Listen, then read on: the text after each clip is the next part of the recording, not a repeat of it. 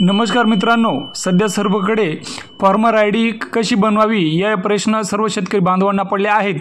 तर आपण अगदी थोडक्यात सदर फार्मर आयडी कशा प्रकारे बनवायची याची माहिती घेणार आहोत। तर यात पात्रता, सर्वप्रथम अर्जदार हा भारताचा कायम रहिवासी असावा, किमान 18 वर्ष वयाचा आणि जमीन मालकीचा असा हक्क असलेला शेतकरी असावा। महाराष्ट्रातील शेतकऱ्यांसाठी 7/12 उतार्यावर नाव असणे बंधनकारक असणार आहे।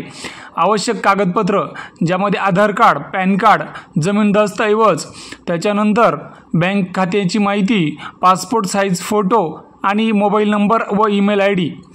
तर या स्टेप तिसरी जी आहे ती ऑनलाईन नोंदणी।